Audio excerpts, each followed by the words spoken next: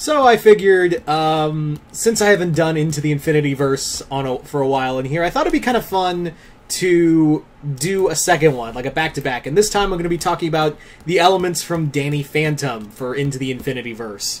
So in here, Danny is a member of the 7 leaders of the Infinity League. The Infinity League being the superhero team that protects the whole world, and he is one of the 7 leaders. One of the 7, well, technically 6 original members of the team when it was originally put together.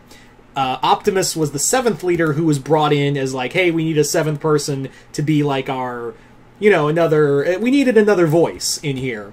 So technically Danny is one of the original 6 members. Now, let's talk a bit about power scaling. Danny is pretty powerful in the Infinityverse. I wouldn't say he's godlike, but he's no pushover either. Power-wise, the most powerful member of the Infinity League is Sailor Moon. Sailor Moon is, we ranked her as the most powerful member of the Infinity League. Power doesn't really mean much for leadership, you know, oh, you're super powerful, how about you be a leader? It doesn't work like that. But Danny is in the top 5. He is in the, one of the other top 5 strongest members of the team. I would say he's he's probably, like, yeah, in the top 5 at the very least. There's also, of course, Shizao. She's in the top 5, or he's in the top 5. But yeah, Danny, while he is powerful, he's not, like, the most powerful. Danny is also grown up a bit. You know, in the Infinityverse, a lot of superheroes started to appear in 2013. So in this continuity, a lot of heroes started to appear in 2013, and the Powerpuff Girls were the first, but they age pretty slow. They age a lot slower, and they were still kids. They're still, like, they were born as children, so they've still got some growing up to do. Whereas Danny and Kim and everyone, they were teenagers already when they started, and Danny was the second, like, more or less like the second superhero to show up after the Powerpuff Girls. So Danny, this is also for metahumans. When metahumans started to appear, they started, because in the Infinityverse, basically the Autobots appeared in the late 90s. Then in the early 2000s, G.I. Joe was formed. Following that, it was the Earth Corps from Inhumanoids. And then there was kind of like, there wasn't really much going on between. And then 2013 was the dawn of the metahuman, where, you know, first the Powerpuff Girls showed up, and then came like Danny Phantom, Kim Possible. All of them just started to gradually show from 2013 to then on. So yeah, that's the big thing in here, is that Danny is a little older in here. He started out in 2013. It's been like, what, 7 years? He's already graduated from high school. He's doing all that. And, basically, Danny is a lot, like I said, Danny's a little older, Kim's a lot older.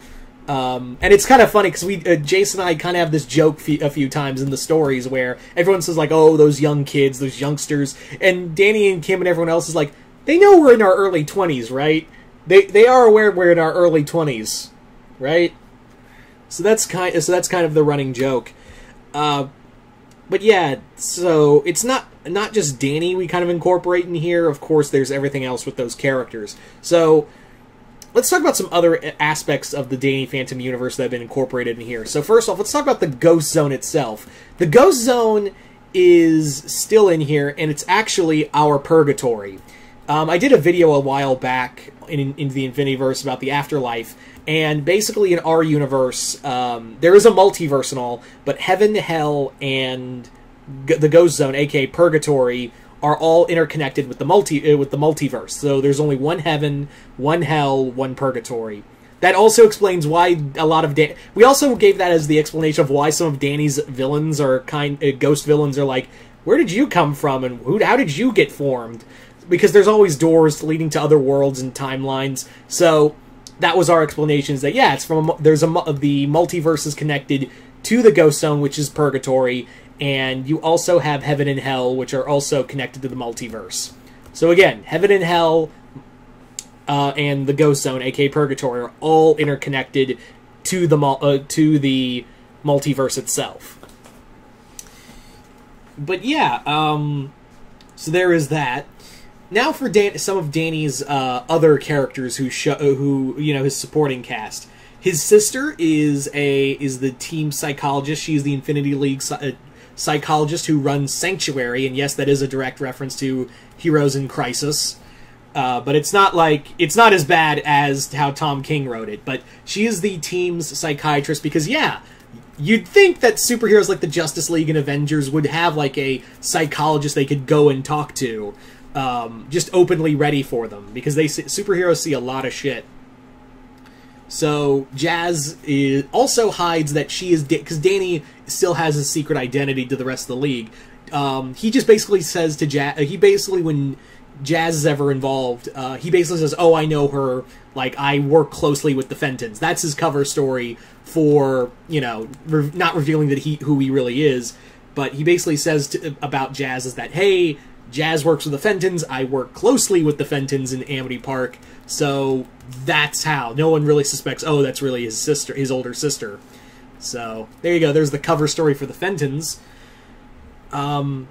Tucker is still the mayor of Amity Park, which, again, it was weird, but it was like, we'll keep it. As for other characters, they've kind of moved all on with their lives. Dash is now serving in the Army. Quan is now in the Navy. Paulina's out in college with Star. That's her friend. So, and also, Dash you're going to be probably seeing a little more of. I assure you that Dash is going to be around. Dash will be more or less around in the Infinityverse, because we've got something planned for him. Something pretty fun planned for Dash. And now, also, so let's talk about the other major characters, because I'm pretty sure you guys are wondering about where some other certain major characters are in the Infinityverse for Danny Phantom. So let's talk about the big elephant in the room, Sam. What's going on with Sam and Danny? Are they still together? Well, I am here to report that Sam and Danny were together, keyword were together, but now they are no longer an item. They're officially no longer an item. Why? Because Sam has taken on new responsibilities. She has become one with the Green. In our continuity, there is a version of the Green from Swamp Thing, and it created Undergrowth, the plant ghost, to be its champion, but over time, Undergrowth went insane and has more or less shirked his duties. So the Green have essentially been like, okay, what we're gonna do is make a new champion, and Sam will be our new champion, because when Undergrowth took her over in that episode, in that storyline, of course, where Undergrowth took her over the first time, the Green, she touched minds with the Green, and the Parliament of Trees were like, hey, she's a good candidate. So they reached out to her. She becomes the new champion of the Green, and doesn't kill Undergrowth, but what she does do is essentially like bring him back down to being a seed, and now she raises him as an adopted child in the Swamplands. So Sam now has to take her duties very seriously, and what she does is like, yeah, I kind of, the Green and the Parliament of Trees kind of need me, so, I love you, Danny, but like, this was, and if you need me, because Sam does not join the Infinity League, so what she does do is like, hey, if you need me, I'll be there. If you guys need help, I'll come running, but, I can't do this and balance a relationship. It was already hard enough for them to balance a relationship when Danny joined the Infinity League and became a leader. So, but she understood it. She never we had it that, when Sam and Danny were together, it wasn't like, oh, Sam's mad because Danny's around. It's like, no, she understood that, yeah, the world needs him more than she needs him, more than she does. So, the whole needs the many thing. But you're probably wondering, well, what's Danny doing now for a relationship? Well, he's not going to be single forever. Let's just say that. He is not going to be single forever. I'll say that and leave it at that. And let's also talk, speaking of Dani, let's talk about Dani Phantom, Dani with an I, who is also not a member of the Infinity League. She didn't want to be in Dani's shadow. She didn't want to be in her quote-unquote cousin's shadow on the Infinity League, so she opted out. And now she's just kind of being her own, like, solo hero. So that's where they all are as it stands right now. Oh yeah, also forgot Valerie. Valerie Gray is still a ghost hunter, but now she's more on an international level. She's more like hunting not just ghosts in Amity Park, but also she's hunting not just ghosts across the globe, but also monsters. She's kind of become our, the Infinity Verse's equivalent to Blade, where she's now hunting, vampires, werewolves, all of that. And Valerie will find herself on a team at some point, not the Infinity League, because again, she's like, well, I don't want to live in Dani's shadow, so I'm good where I am. But anyway, there is also going to be other stories, of course, if you guys read the New Frontier, which kicked off everything. Dan Phantom, Dani's evil self from an alternate timeline, has escaped into a place called the Dark Multiverse. And you guys might know where that might be going sometime in the future. Some of you guys might already predict that. But, yeah. Dani's parents are still supporting and loving of him and protect the town. And, yeah. So there you go. That is pretty much I can't spoil everything, but that's more or less what's going on in Dani's life right now in the Infinityverse.